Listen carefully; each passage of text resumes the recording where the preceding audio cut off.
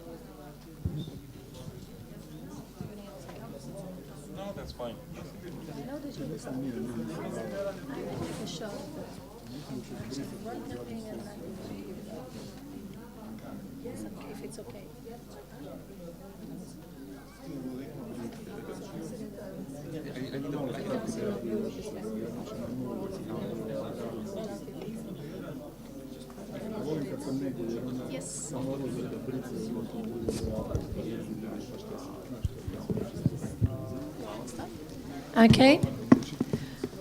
Good afternoon. I know that it's after lunchtime, so we will try to be short, concrete, inspiring, so we will not lose chairs.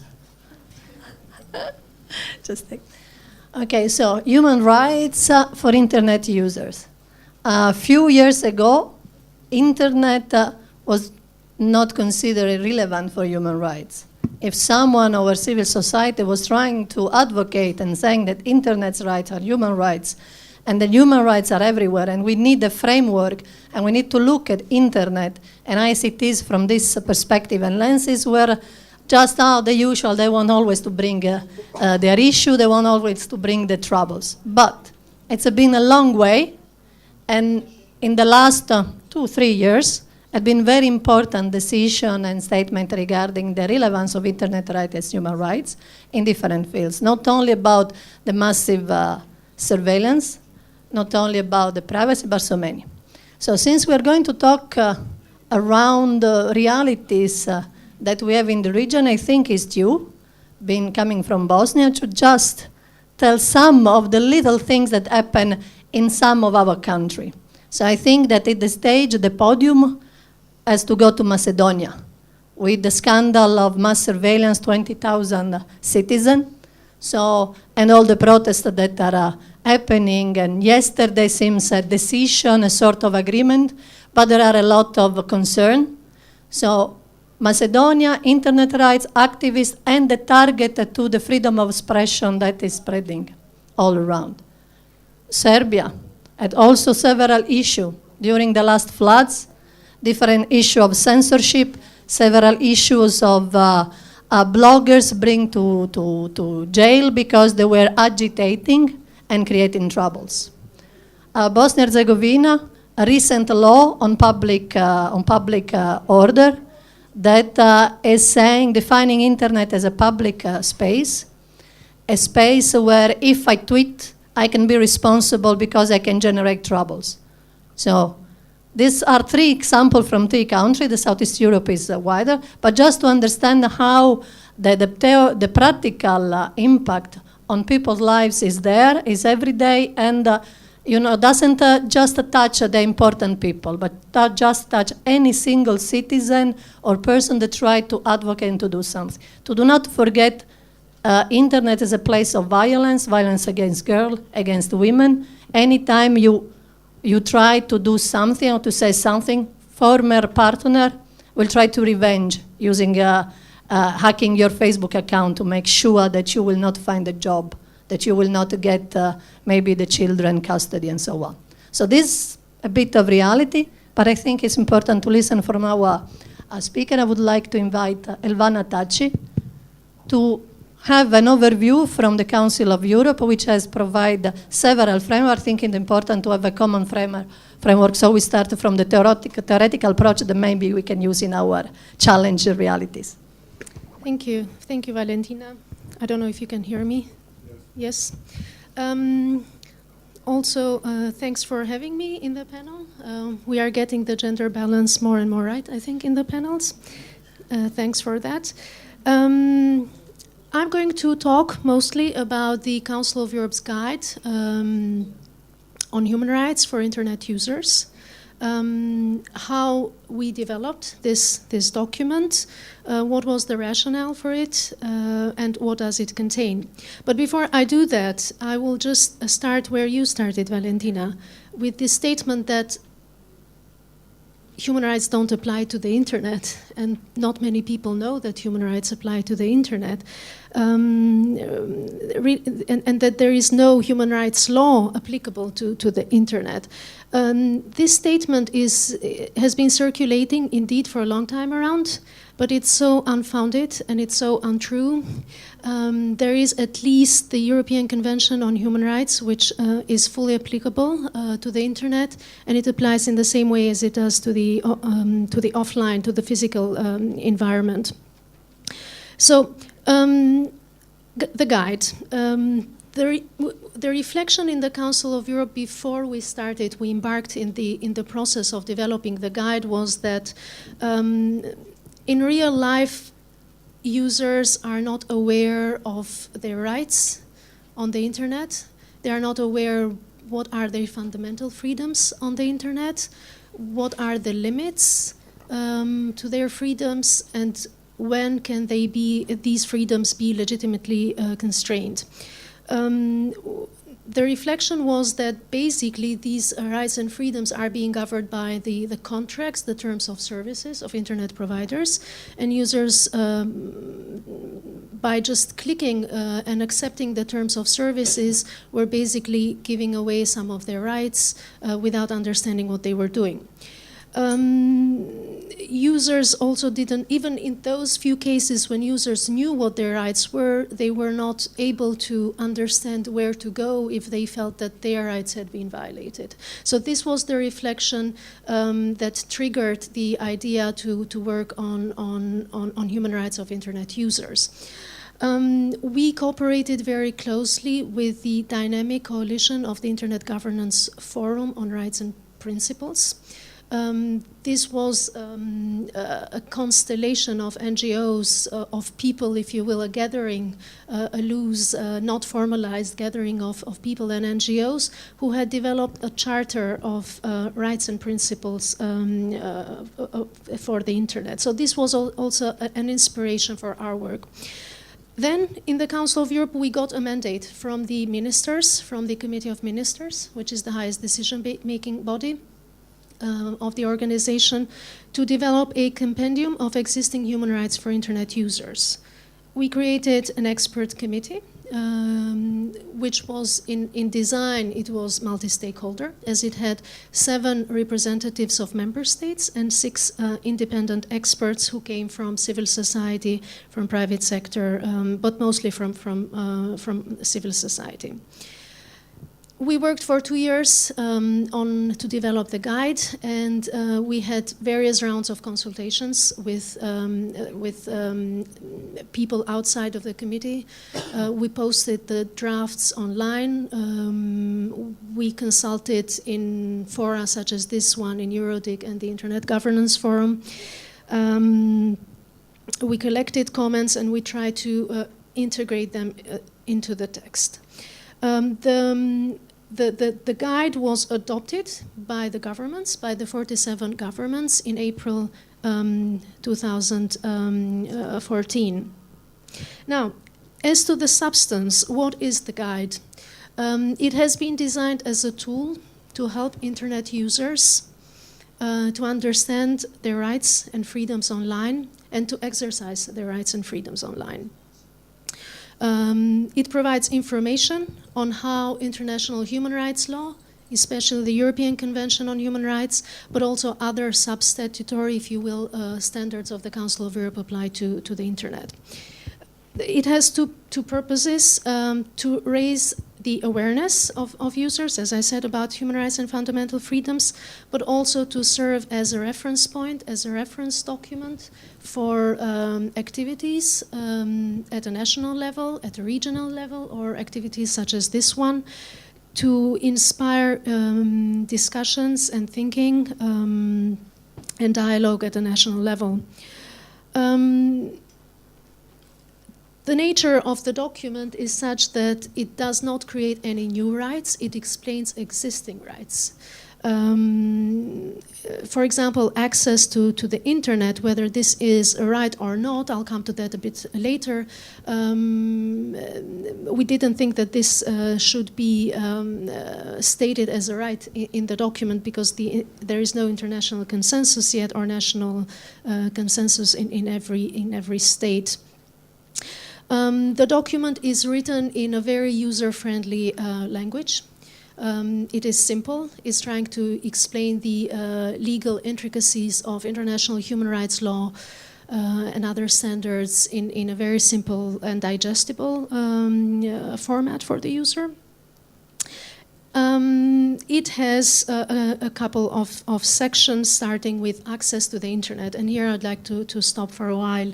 As I said, there was no consensus to consider this as a fundamental right standing on its own, but rather as an enabler for the exercise of other fundamental rights and freedoms, such as access to information, freedom of expression, freedom of thought as well, freedom of assembly and association, freedom of religion, the right to vote. So all these rights can be enabled by access to the internet. So we didn't assert a right to access the internet as a technology, but there the guide emphasizes the role of the state not to interfere with access, not to disconnect users from the internet, for example, for an infringement of intellectual property or whatever infringement might be deemed necessary, simply because disconnection from the internet, in any case, it is disproportionate. Is a disproportionate interference with freedom of expression and other fundamental rights and freedoms. The section on access to the internet also emphasizes the non-discriminatory aspects. It states that everyone should be able to access the internet equally without distinction, without discrimination based on gender, on location, on disability. People who have disabilities should be also able to access the internet. In respect of freedom of expression, here the emphasis is on informing the user about the balance between freedom of speech, freedom to create, to post, to use content online, and on the one hand, and on the other hand, the responsibility of users not to engage in unlawful speech, such as hate speech or unlawful or distribution of unlawful content. The guide also informs the user about blocking and filtering as two ways of interfering with access to information and freedom of expression, the limits for these two measures to be taken, and that these measures should comply with international law whenever they are applied either by state or non-state actors. In respect of freedom of association, the guide informs the user about the ability to use any application, any website, any ICT to associate with others, to organize a gathering, a protest, a peaceful protest, to organize a party, to engage, to create a trade union or whichever form of association without enumerating them in an exhaustive way. Privacy is also a central section of the guide. The guide on this aspect raises users' awareness that every activity that they carry online basically leaves some traces on the internet, and there is disclosure of personal information about personal lives, about preferences, about convictions, even political convictions. So users should be aware that they leave traces about all these aspects which can be used to create profiles for them, and then they don't know how these profiles are going to be used for or against them. Also, the users are informed about their right to request a correction or deletion of personal information when they think that the legal requirements for collecting and processing their data have not been respected. There is a section on the right to education and information and digital literacy, which is also very important. And there, this section focuses on the ability of users to use research materials for education purposes. There is a very targeted section on the rights of children and young people. This is very specific because it really addresses an age group that has specific needs. And it's drafted, it's written in a very simple way. This section informs the users about the right, not only the right to be protected from harmful activities such as child pornography or bullying or harassment or other intimidation or other harmful activities, but also empowerment of children. Their right to participate, to express their views, and their right to be heard whenever a decision is taken that will affect them. In the last section, we elaborate on the right to an effective remedy. So, if all these rights have been, which I just went through very quickly, have been violated, or if a user considers that they have been violated, the user should be able to address the internet company first of all and to seek redress. And there should be a process, a due process in this interaction between the user and the company. In addition, the user should be able to address national authorities to seek redress if there has been a failure in the previous process. The guide also, not in its text that was adopted, but there is a report which explains all the details of the guide, encourages the creation of inventories of remedies at a national level on a country-by-country basis, and the publication of this inventory so that people know which is the data protection authority, for example, to address, what is the address, what is the physical location, what is the email address whereby they can be contacted. Is there a hotline, for example, to protect children and children's rights? So this is the approach that has been encouraged to create inventories of effective of remedies offered at the national level. Now, this is the text of the guide. Unfortunately, we are not able to make it available today, but tomorrow it will be available in the Council of Europe stand. It has been translated into 10 languages. I don't have the list with me now, but please visit the Council of Europe stand and you'll see it there. We are now developing an action plan to promote the guide in our 47 member states.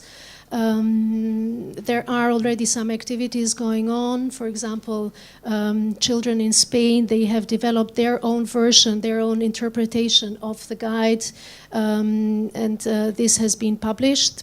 There will be follow-up activities. I don't have the specifics, but I have a colleague sitting over there who can provide you more details and can answer any questions if there will be. Thank you very much. Okay, thank you. So very comprehensive.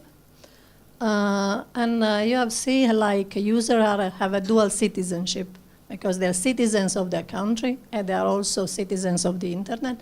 So George Dimitrov, Internet Law and Foundation in Bulgaria, how is to be from the side of law to be citizens of these two places? I'd like to stand up. I know it's very difficult for everyone after the lunch to stay awake. It's even more challenging for the speakers to stay awake, but not only stay awake, for a lawyer it's even more challenging because to speak only 10 minutes for a lawyer, it's a torture. But I will try to be very, very short. I would like to give you, to shake a little bit the tree and to give you some point of view on the internet with the glasses of a lawyer. And because the internet as a new realm comes with so many new relations in the society that I would like to put a question to you, whether the society is ready. Should it regulate the relations in internet or by using internet? And to what extent the use of internet may infringe the human rights?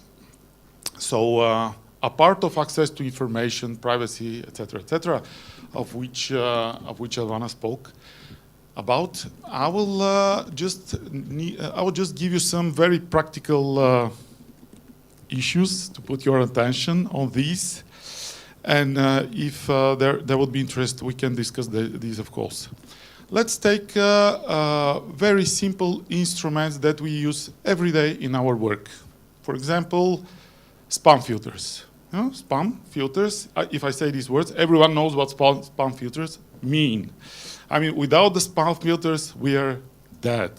You know, I don't know about you, but the statistics shows that a Gmail account, which is of 3 years, will receive between 600 and 800 spams per day. Without the spam filter, it will take a huge amount of time just to review that the message is a spam and to delete it, at least 5 to 10 seconds. 600 messages by 10 seconds, I don't want to calculate how much time. It is more than 1.5 hours per day, or more than 15% of the time of people, each one of us, to re-spam messages and to delete. I mean, just one of these. The overall eaten amount of the time which people would otherwise work to generate GDP for the country, it is huge. It affects a lot the society. So without the spam filters, we cannot imagine even our life. I cannot imagine mine. But how do spam filters work? Have you ever tried to, do you have any idea? Well, most of them, of course, they employ different techniques, but the most relevant technique is to filter the message based on different words. Say, I will give an example because it's a very practical example. If you put, and you can try it, of course, everyone can try it. If you put 3 words, Viagra, sex, and girl, these particularly 3 words, and send the message to 100 people, 60% will not receive this message. It will be filtered as a spam.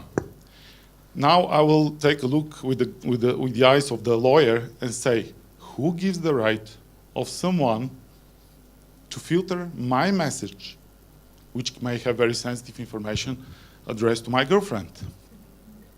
Hey girl, I have bought Viagra, and tonight, you know, who gives the right? Are you happy with someone to filter your messages based on content? Do you know that even technologically in automated regime, based on different words, with 90%, someone can guess what is the content of the message. The content of the message. So if we turn to the Declaration of Human Rights or the European Convention of Human Rights, right of privacy of communication is a must. No one can reveal the secrecy of the message. The chances of revealing the secrecy, even working in automated regime, is much higher than if it is not, it's made by hand, because most of the messages are stored in folders, you know, spam folders, which usually the system administrators, they review. So who gives the right? You will say that, of course, I give a right. Well, I install my spam filter. I give a consent that spam filter is installed in my mailbox. But does the sender has given his consent? So it is a very questionable whether the spam filter is illegal at all. At all. It's a technical instrument. We cannot live without it. But is it legal? Does it affect human rights?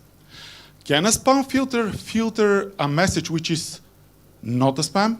Are they a panacea? Are they work all the time 100% through spam filters?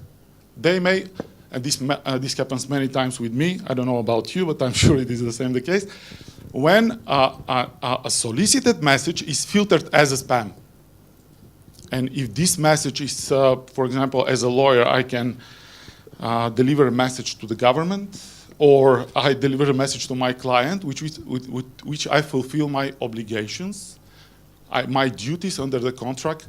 Can this spam filter hamper my relation between my client, which is purely obligation, contractual relation? This is a rhetorical question. I'm sure that everyone would agree that it might. And in all the jurisdiction, whatever I have read, there is a general rule saying that no one can intentionally hamper the relation between, contractual relation between two people to be fulfilled. So I just give, let's say, give rise to some thoughts about the legality of different technical instruments. Same refers to the block list, or the so-called blacklist. You know how blacklists work? If, for example, you are identified as a spammer, your IP address is blocked, and no emails you can receive, nor you can send any mails whatsoever. Even there is a whole technology, protocols based on so-called DNSBL protocol. These are servers which sync information between different blacklists so that everyone can block your messages. And I will give you a very practical example with my own experience. In the past, our domain name at DPC of our law firm was hosted by another mail server which was at lex.bg. It's another public mail server which everyone could open free mail account. They have the same IP address. And one of the users of @lex.bg has spammed everyone. Of course, the IP address of lex.bg was blocked.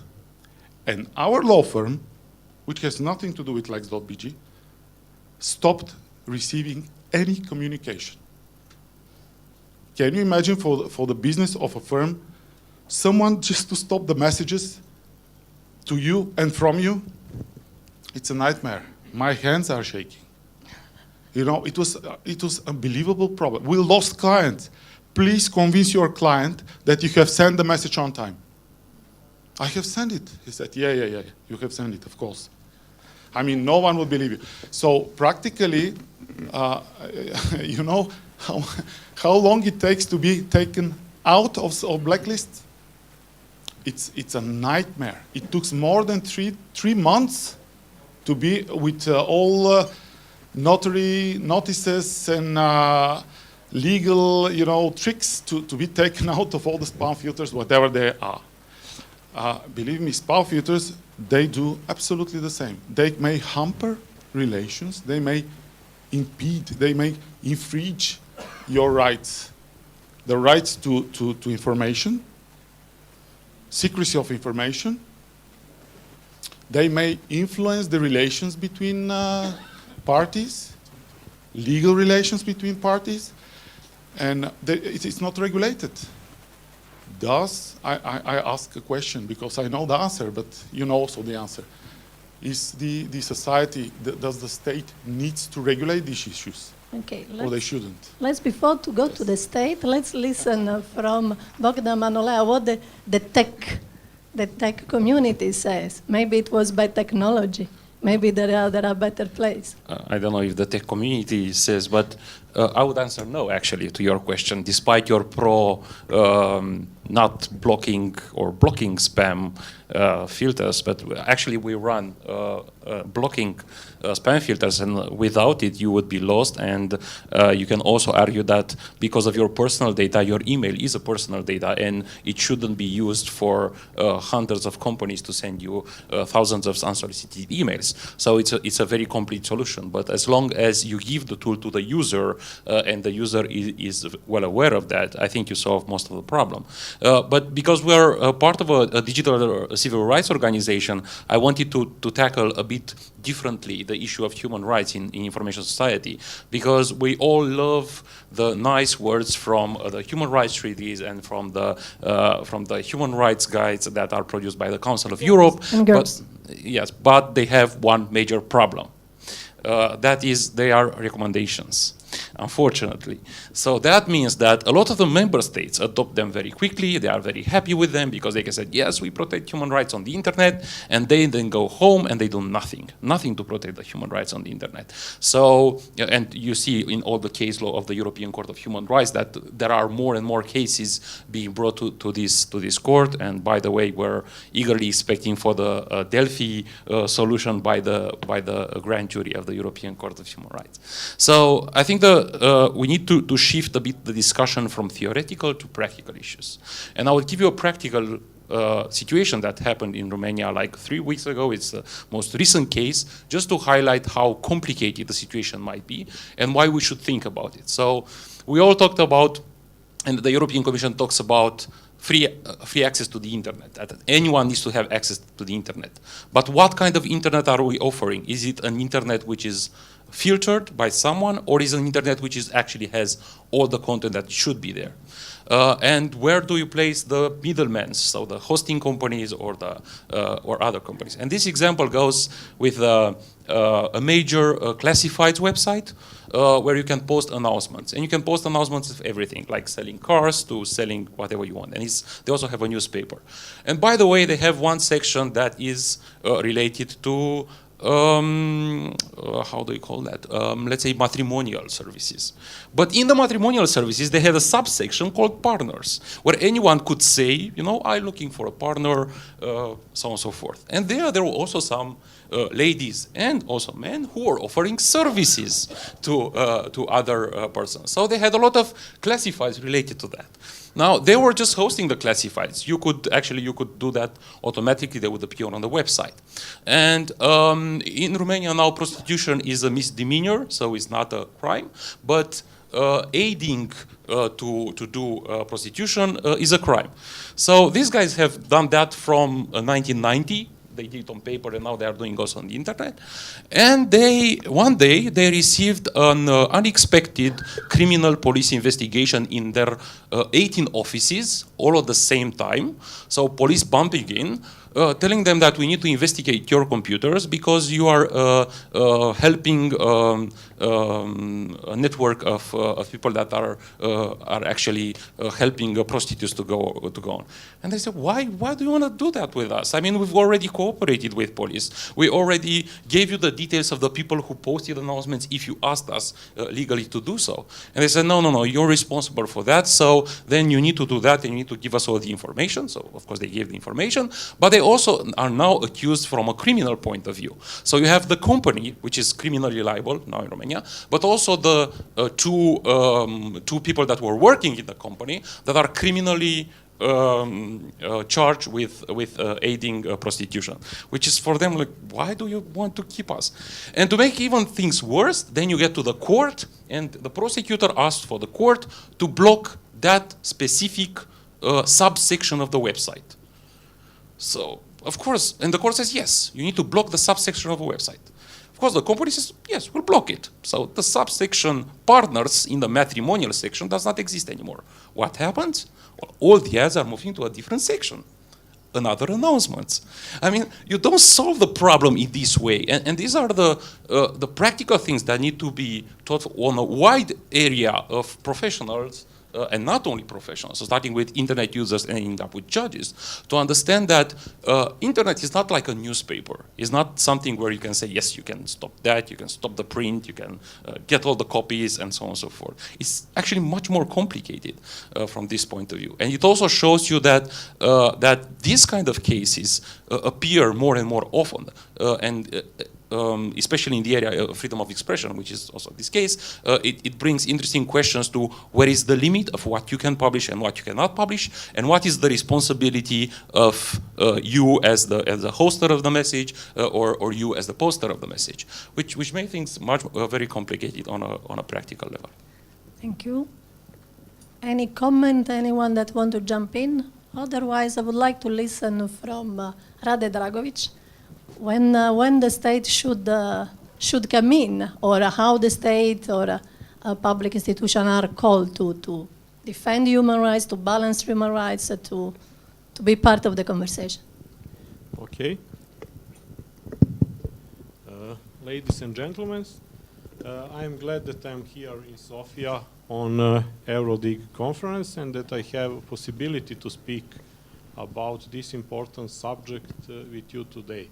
I am first time in Sofia, and very nice people and very, very beautiful city. Over the past 30 years, the internet has brought together over 2 billion people worldwide and has influenced all spheres of social, economics, and political life faster and in a more profound way than any other technology up to date. It has truly become the backbone of the modern society and its critical infrastructure. With millions of new users getting online each day and with increased usage of internet on mobile platforms, the influence of internet and its importance continues to grow. Countries of our region have an obligation to support human rights on the basis of various United Nations conventions and conventions from Council of Europe.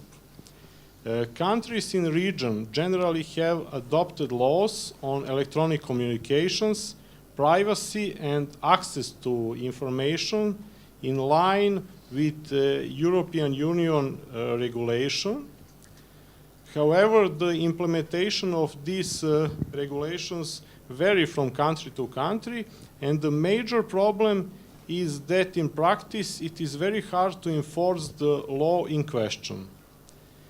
This does not apply only to the executive institutions, but also the judiciary ones, due to very slow procedures as evidenced by numerous judgments of the European Court for Human Rights in Strasbourg. We see more attempts of political parties, tycoons, and criminal circles to indirectly control or directly by the public discourse via bots, online media, by targeting campaigns, etc. Access to information on international level has been for a long period of time recognized as the basic human rights. And on the other hand, the digital world, primarily the governmental administration, they have the opportunity to help its usage in practice. The e-government is the best and most transparent way to enable human rights of citizens doing business and to enable the government itself to function better. So, Serbian institutional framework is, then we have National Assembly and the Committee of Education, Science, Technological Development and the Information Society. Second level is governmental level, and we have Directorate for e-government inside Ministry of Public Administration and Local Self-Government. We have Department for Information Society in the Ministry of Trade, Tourism and Telecommunication, and inside the Ministry of Interior we have Department for Information Technology that is development with development role, but we have and the Department for High-Tech Crime. That's the Department for supporting investigations. And we have other government bodies, Serbian National Internet Domain Registry, Regulatory Agency for Electronic Communications, our future official CERT, during ongoing government multi-ministerial work group for the preparation of law about information security. We have Commissioner for Information of Public Importance and Personal Data Protection, departments for information technology inside the governmental bodies. Third level or third pillar is judiciary. We have special prosecutor for high-tech crime, and on the court level we have department for the fight against high-tech crime in High Court in Belgrade. That's the first level. And second level is appellate court in Belgrade, jurisdiction on second level. So NGO, like our next pillar, NGO like citizen organized, but NGO by business organized, like Chamber of Commerce and other business-based organizations, then significantly contribute to the analyze of the actual situation and experience of other countries in this area. So our vision is then for successful future development of e-government and human rights for internet users. We need to resist the pressure of e-bureaucracy and influence on other non-human rights based interest groups, and insist on mandatory documents, laws, bylaws, standards and procedures in the same timeline with progress of internet technologies. It's a very comprehensive approach. I don't know if for the other countries, what is the experience? Are your countries also having all this system in play now? How easy is for internet user and citizen to approach it and to use? I know that in Bosnia we are just moving probably the first steps. It's not still so sophisticated, the system. Any comment from the, yes? No, sorry, okay. Okay, so if there are no comments, we have listened to many stories from Southeast Europe. So Chris Sherwood, Allegro Group, Belgium. What do you do in these internet realities? Thank you. So I am not a human rights expert, and although I live in Belgium, my company is not active in Belgium, but in Central and Eastern Europe. So I can comment not as an expert on human rights, but from an industry perspective on what's being said. My company represents some of the leading e-commerce businesses in Southeastern Europe, including EMAG, OLX, Autovit, and PayU in Romania, and Compar. EMAG in Bulgaria, OLX in Bosnia, and Marcafoni in Turkey. I think it's important to when we think about human rights and companies and how they act in this space, it's important to look at the two major frameworks which exist. The first one is, of course, the Council of Europe framework with the ECHR as the backup. And then, of course, you have the European Union framework. And I think the interesting thing about the European Union framework is that it goes further and implements some of the Council of Europe principles into economic and other policy instruments and legislation in a way that Council of Europe is unable to do. This European Union framework is, of course, of huge importance to European Union member states, but also to candidate countries, which accounts for most of this region. Of course, the reality is that case law and legislative experience in the area of human rights is a little bit longer in Western Europe because of the more recent changes in the government system in Central and Eastern Europe. Well, that's obviously a generalization, but I think there's some truth in that. And therefore, Central and East European governments and institutions and civil society are newer and somewhat less experienced. And there's a need for better organization and more dialogue. I think I'm thinking here not just of governments actually and NGOs, but actually of industry as well. I think industry in our region, in Central and Eastern Europe, is particularly poorly organized and doesn't really have a tradition of dialogue with government about human rights or any other type of policy. And I think that's a problem which needs to be addressed. I would point to one or two really key elements of the European Union framework, which are, I think, very important for human rights, and they've been touched on here in the discussions already, which is the intermediary liability regime, which is in the e-commerce directive in the EU framework, and of course net neutrality. More specifically to do with Central and Eastern Europe and Southeastern Europe, I think there's actually some really interesting potential here in the area of human rights, which is linked to the potential for technological leapfrogging, because Central and Eastern Europe have been able already to leapfrog Western Europe in certain areas of technology development with high-speed mobile networks, for example, and leaving behind technologies like maybe GPRS and moving straight to 3G, for example. And I think it's possible to imagine that this region could also leapfrog Western Europe in terms of the application of human rights principles to new technology as well. When we think of human rights in industry, we like to think not just of freedom of speech and privacy, but of all human rights. And I think it's very important to remember that human rights are not absolute. They all tend to balance and compete against each other. And sometimes your right to freedom of expression needs to be balanced against your right to security, or your right to employment or work, or your right to membership of a labor union, for example.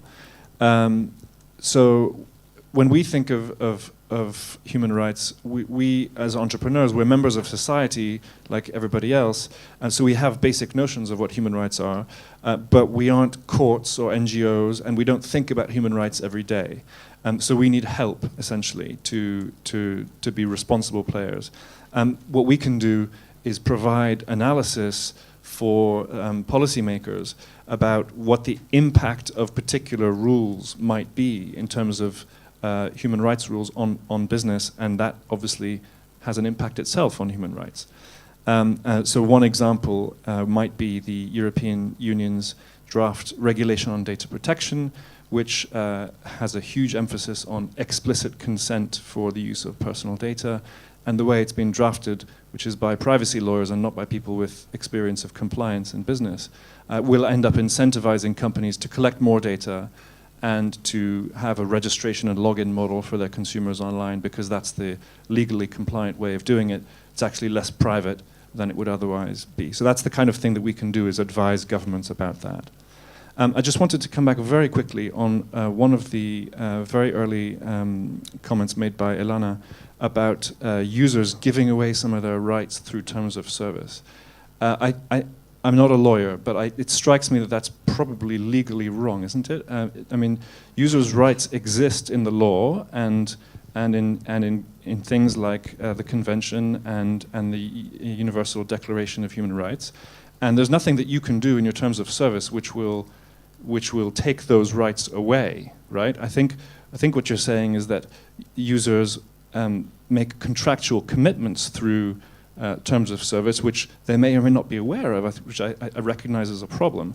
But we mustn't also forget that terms of service are there to protect the businesses and allow them to defend their own rights. And so, for example, if you had an online marketplace which was selling physical goods online, I think it's within your rights to prevent the use of that platform for social networking, which would result in prostitution, for example. So that's something which I think is a legitimate objective of terms of service, which is not really taking away anybody's rights in a legal sense. Okay, Bogdan or Elvana, do you want to answer? You know, just to mention on the last point, actually that's part of the discussion, because talking with an NGO that deals with and this is the political work, it's sexual workers, not prostitutes, I just remembered. Thank you. So he says, yes, we have the right, they have the right to promote their own services as long as they are not illegal. So yes, there is a thing there if such a marketplace should allow or should not allow a message that is in the limits of the freedom of speech. And I agree, it's a very complicated one. By the way, in the case that I was mentioning about, they had no limitation in place through the terms of service. Okay. Bogdan, Elvana, and then Bogdan. Yes, thank you.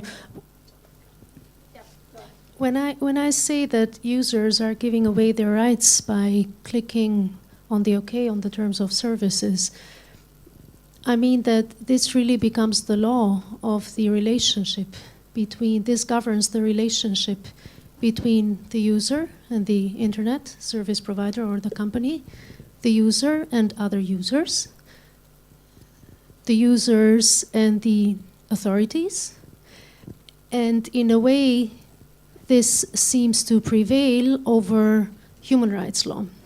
But the principle of international human rights law is that, in fact, international human rights law prevails over any contractual arrangements. This is the principle. And the users are not aware of this when they are signing up to these services and agreeing to the terms of services. This is what I mean when I said giving away your rights. For example, privacy. Privacy is really the right in question here. All the data that Facebook owns about its users, really it's the law of Facebook that prevails over personal data that are put by users there. And we are having a very hard time trying to enforce privacy laws in that space or whichever other space. Thanks. Before to just to share some thoughts about the issues of giving rights by contractual relations. And what Chris says, it's not that simple. It's not that simple at all. Why? Because many times, nor the users, nor the businesses might act in a way that human rights and privacy rights can be infringed. I will give an example. This is a new realm which, for example, Facebook or other social networks gives. For example, if you tag yourself 3 times on Facebook that you are next to one area, particular area, you agree to share this information with other people. But what if this area is next to an oncological hospital? New personal data can be collected and not the one that you have given consent of being shared with the other people. For example, if you share information that 3 months or 3 times in 1 year you've been to very exotic places in the world, would the tax authorities be interested to know that you have enough income? Would the agent, the tour operators will be interested to know that you're a potential client? So many new data, personal data, can be processed and gathered for which you have never given a consent to be processed. So the European Commission does not have an answer to this question, nor the Council of Europe, nor anyone for the time being, because the way that internet can be used and the services in internet can be used, they overcome the normal, the known conventional way of regulating human rights. And that's what I'm saying, that it requires a different approach. It requires new approach. Okay, Bogdan, just one sec. Before consent, make user really aware and make easy for user. Consent is a very strong word, but a consent is not a real consent when you click the box and from the other side they can change the term of reference, but you cannot revise. So yeah, they inform you. But if you revise, if you decide not to agree, you have just leave the space. Your data stay in a way or another. So it's not really true consent, and user usually do not read all these things that are not written in a human readable kind of way. Bogdan. it's in a lawyer-readable, hard way. So yes, you're right. That is not a consent. According to the data protection rules that we have in place, that is not a consent. But let's look again at the practical things. So we have this case of this young Austrian guy, Max Schrems, who decided to find out what does Facebook collects about him. So he asked Facebook for the data.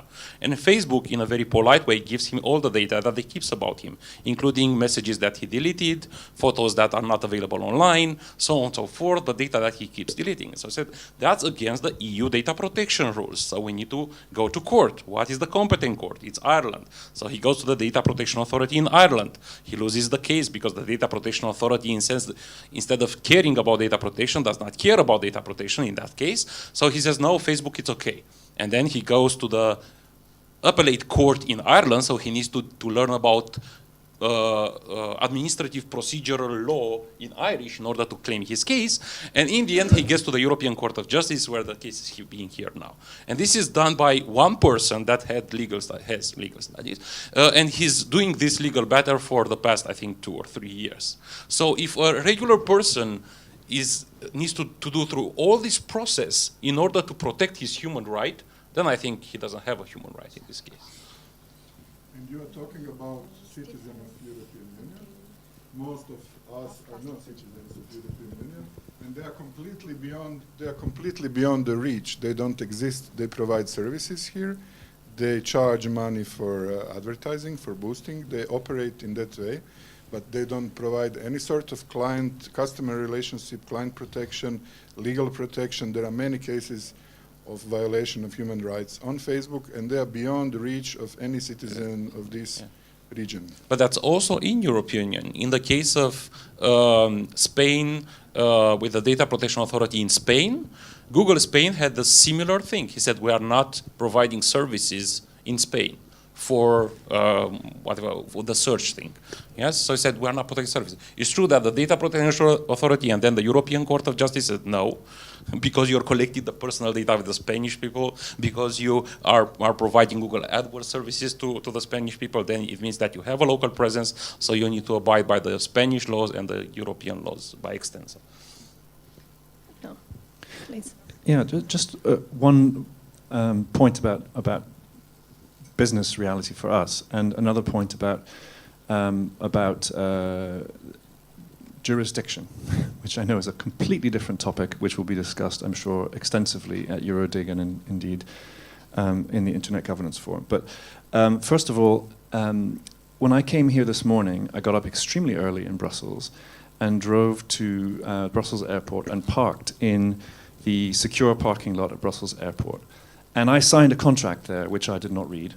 But I'm sure there were terms in that contract which committed me to certain things, such as perhaps not drawing graffiti on the walls to express my political views within the confines of the parking lot. So I think it's quite legitimate for that business, which is the parking lot company, to expect that when I use their service on their property, that I'm going to behave in a certain way which meets their business objectives, which is to keep a parking lot which is clean and safe for other car users. And I think it's the same for an online marketplace or for a classified ad site or whatever. You should be able to set certain conditions for what the service is for and how others are going to use it. So secondly, the point that you're making about companies being beyond the reach of national jurisdiction or indeed European Union jurisdiction. The European Union is currently trying to solve this problem in the data protection area specifically by simply writing a provision in the new data protection regulation which says we have jurisdiction over any company that targets European residents. That's, I think, actually very dangerous. If we think about it, we think about this a lot as a company which has operations in Uzbekistan, Kazakhstan, Russia, Turkey, Ukraine, Belarus, and lots of other interesting countries. If you think about that model of jurisdiction over the internet, and you imagine that being copied by other countries outside of Europe or even within Europe, which are politically unpopular within the European Union, and they used that model of jurisdiction just because they said so in their law to apply to companies inside the European Union, we would have, not only would we have chaos in terms of jurisdiction on the internet, but we would also potentially be finding that European companies were being forced to comply with laws in countries where European politicians didn't want them to be complying with those laws. So we need to be very, very careful when we play with jurisdiction on the internet. Thank you. Just to follow up on that, I think we are generalizing a little bit the terms of service or the terms of service or the contractual terms issue here, because not all terms of services are the same for all service providers, that's clear. The point, at least I'm trying to make, is that these should be clear and accessible for internet users, and most importantly, they should be compliant with human rights, with international human rights law. And this is not just a choice that companies can or cannot make. Companies have a corporate social responsibility. There are agreed texts there are guiding principles on corporate social responsibility, and the terms of service should be inspired and should integrate these principles. To make this very concrete, first of all, giving information to the user about the activities that service providers are taking, which impact fundamental rights and freedoms. This is the first element. The second is the due process, informing, and if there are questions by the users, there should be a process of responding to the questions that users have. There should be a mechanism to address allegations of human rights violations by users. These are the elements which would be integrated in terms of services for them to be compliant with human rights law. And which do not exist. and that's exactly the point, because yes, you're right, a company may issue their own terms and conditions, but those terms do not need to breach imperative laws. And to give you an example that I'm sure you'll agree with me, we have the cooling off period for, if you buy an item online, you may, during 14 days to give it back. So you may not have a terms and condition which says, no, you do not have 14 days, you have 10 days or 5 days or no right at all. And it should be the same thing with human rights. But whereas in the contractual law and consumer protection law, things are much more clearly, because it's black and white. On human rights, these things are usually, in the best case scenario, left for the pure consideration by the companies, which raises other issues if they have the competencies, as you already mentioned. Hi. I was going to come later to mention some of the guidelines that the Council of Europe has done, and what you just mentioned, Elvana, added a question in my mind. You know, the Council of Europe has done some really good guidelines over the past decade in explaining quite pragmatically how, for instance, application developers or internet service providers should apply human rights according to European human rights framework in their day-to-day practices. And I think having practical guides on implementation is really useful, because very often the companies don't know better, frankly, and they need that explanation. So really helpful, and for those that are not aware, please go to the Council of Europe website to have a look. And then at what you just said about terms of service and having human rights considerations in them, and the processes about human rights that it was entail, just raises a question in my mind, which is, okay, we're talking about Facebook, okay, we're talking about some of the big platforms out there, but the vast majority of online companies are tiny outfits. They usually don't even have a lawyer. They probably outsource the writing of their terms of service. So how realistic and pragmatic is it that we're going to ask them, if I understood correctly, that not only do they have terms of service that recognize human rights, which might be okay, but then that you might have a special contact point at a startup to deal with human rights related queries, that you might have, for instance, as I've heard others suggested, you might have a human rights audit, etc., etc., etc.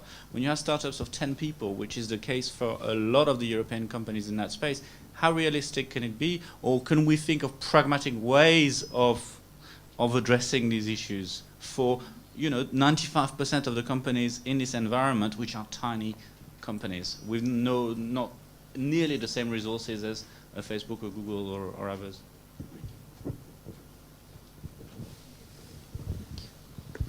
Who want to comment? I'll try to give a negative answer, actually, because I think that if Google or Facebook will start implementing that, the other companies will copy their practice in a lot of instances. And when people see that the big guys are not doing that, you will never be in a position to do the same thing. They say, well, if Google doesn't do it, why should I do it as a small startup? That's one answer that I would give. The second one is that when you have a startup, like you have any kind of company, you need to do a properly due diligence process to understand that the market where you operate, what implication do they have? Maybe it has data protection implications. Maybe you have freedom of expression implications. Maybe you have no implication whatsoever because you don't collect any data. So this is also diligence of the companies that also exist in the real world. It's not just the IT world. So I think it's also need to be more due diligence process by the startups. And actually, a lot of the incubators and accelerators are working with lawyers on pro bono basis or other basis in order to ensure that this is, at least they have the basic information about it. Elvana, while I'm going there. Thank you. I think that's a very good point you're making there. Companies may not always have the resources to invest in this. And it's not for the Council of Europe really to guide the companies how to develop a business model which includes this in this consideration in the business model. But thinking with my human rights hat on, considering human rights impact and implications can be a business advantage for businesses as well. So this may actually enhance their business model. It may not be only a cost, which has nothing in return, but it may enhance their model. I remember a statement by the Twitter CEO a couple of years back saying that human rights, freedom of expression and privacy are a business advantage for that company. So the company cared about these two values and justified the investment in it. I think the role of INGOs, which I represent, or the NGOs, is to speak about human rights all the time, so that these are on the table. This is a consideration on the table for internet companies as well, and it's not forgotten. And this is our role to promote our standards, so that once business decides to include this in its model, in its profit model, we are there to also provide the expertise how this can be done in a way which is compliant with international human rights, not in whichever way would be thought appropriate, but in a way which complies really with international human rights law. Oksana Prihodko, Ukraine. I would like to raise the issue of unreasonable blocking of accounts in social networks, first of all in Facebook. Can anybody comment court cases maybe, or any judicial movement in this direction? So account is blocked. Unreasonable blocked. I researched this issue and I can give you example regarding breastfeeding pictures in Facebook. This issue was solved without court decision, but because of political reasons, there are some unreasonable blocking, and what to do with this problem? Thank you. Any volunteer?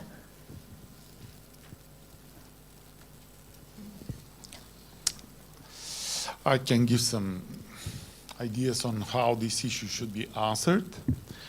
At least I will try doing so. Indeed, as Facebook is a cross-border service, it is very difficult to answer in one only way this question, because it very much depends on the particular jurisdiction and to what extent the local laws protect the local users, because many times, as our colleague said, it is there are a set of imperative rules which protect the users, they can overcome, and they have a prevailing application to the contractual rules. So the question is not that easy to answer. Yes, it is true that when you have an account at Facebook, you have a contract with Facebook, and you agree with the terms of service where it is explicitly envisaged that no content that can, with explicit nudity, pornographic, whatever, should be posted. And in such a case, Facebook has the sole discretion to block the service and to stop providing the service. So it's a pure contractual breach of contract, and anyone can seek remedy if can prove, of course, damages. So practically, this is based mostly on contractual nature.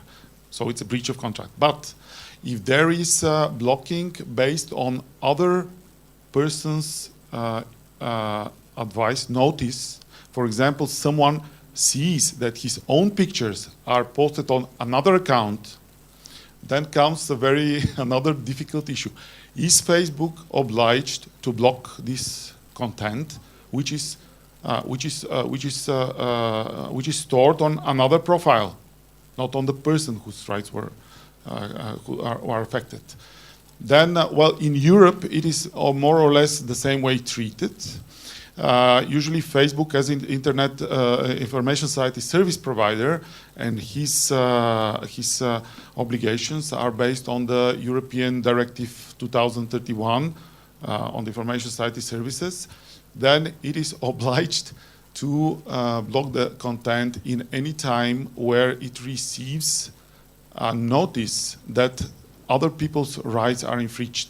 If he fails to do so, he will be liable as a company for infringing the rights of the persons. So it is very difficult to have one and the same answer, because in different jurisdictions things are the same. Well, for example, countries outside Europe, they treat it a different way. So I hope this makes some clarity. I will I will give an answer about a culture that is in the internet. Many of the things that are put down answer to a culture. Because nudity is a very subjective, it's a cultural related. So who decide about what? And it's very often easy to put the burden on the local small ISP and say, if you don't do this, if you don't take down, I will fine you and you will close down your business. So the big boys, the big guy, and they are really guy, they use these things. There is a culture of impunity. And this is what about those big guys don't comply with rules. If they do not comply, why should the smaller one? But there is a culture. The internet is not a neutral space. It's the space of political beliefs, of stereotypes, prejudice, and the mainstream one decide for everyone, and the mainstream one are very much often into a Western society. Also, not only the North Europe, but beyond. Just the last intervention, and then we need to have a wrap-up and a rapporteur. I will ask audience. I don't want to ask them. They are expert on this. Simple users, simple users. How many terms of service did you read?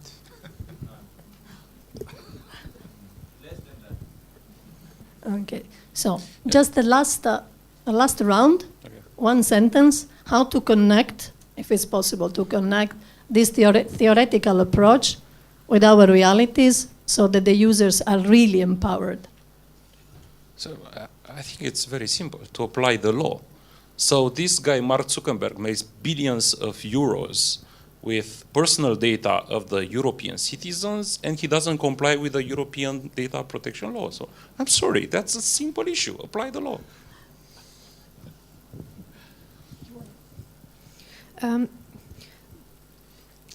What we are doing is trying to bring the document I was talking about, the guide to human rights for internet users, to the users themselves, so that they read it, and we are translating it in multiple languages.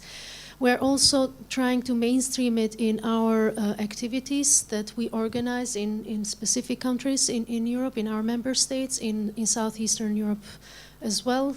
in activities with media actors, with journalists, with judges, with prosecutors, so that we raise awareness about the need to implement human rights and to become aware of what they mean.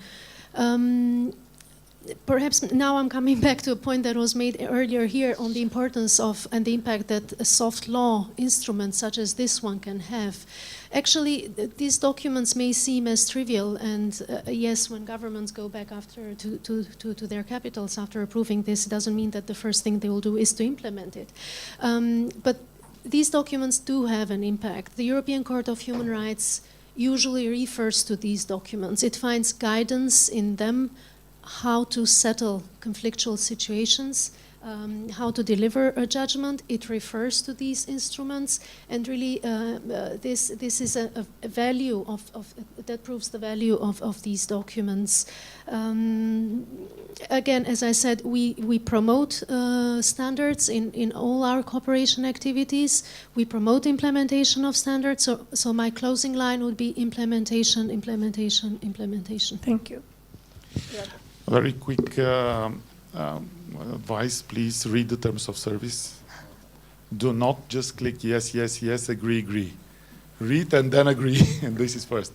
Second, I definitely believe that the technologies and internet, they develop so quickly that the law is standing behind. It cannot grasp and regulate in appropriate way the protection of human rights on the internet. So there should be mechanisms to be adopted more quickly. So initiatives like these of Council of Europe are very, very, very nice approach. But as Bogdan said, they are not a law. So usually the law is the one that gives the scope of what can be done and what can't be done. Thank you. Chris. I'm going to be somewhat controversial and question whether there really is a difference between human rights on the internet and off the internet. So I'm not sure whether there really is.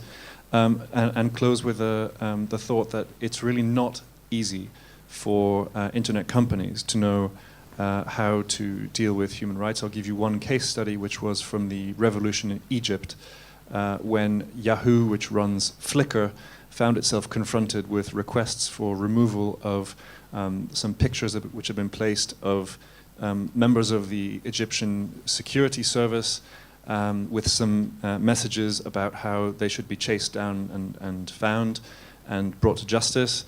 And Yahoo didn't know whether it should take these images down and the associated messages down because they were an incitement to violence, or whether it should keep them up because that would be a protection of freedom of speech. So you have people's physical security, their rights of defense in a court of law being placed, being balanced against the freedom of speech and in a very charged political context. Now that's an extreme example. Hopefully we're not going to see an Egyptian revolution every day here in Sofia, but it's a good one, I think. Rade. So now human rights for internet users on the level between philosophy and law. And we need to put that topic on next level, between law and procedures. Possibility to implement rules, clear rules to resolve any mentioned problems here. Thank you. So now our rapporteur, Valentina Pavel. So to Valentina, you had too many.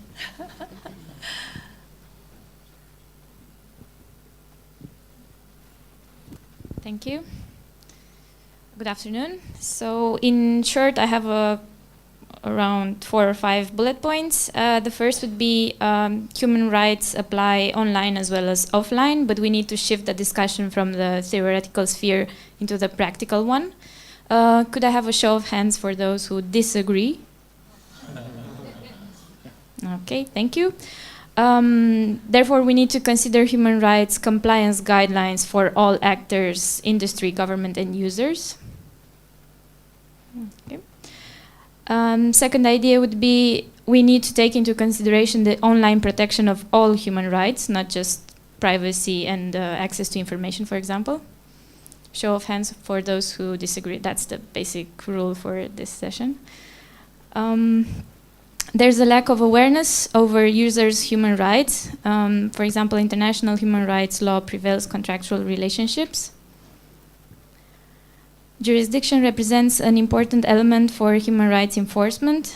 States as well as business should have efficient and comprehensive mechanisms for human rights redress. We should consider the snowball effect. If one big company will adopt human rights conduct, it will set the market requirements for all the others. Okay. We will revise this. And last, more focus should be awarded to finding modalities for connecting the theoretical approach with the practical realities. Okay, thank you very much. So, thank you very much. You earned your break. Thanks very much. Half an hour, I think.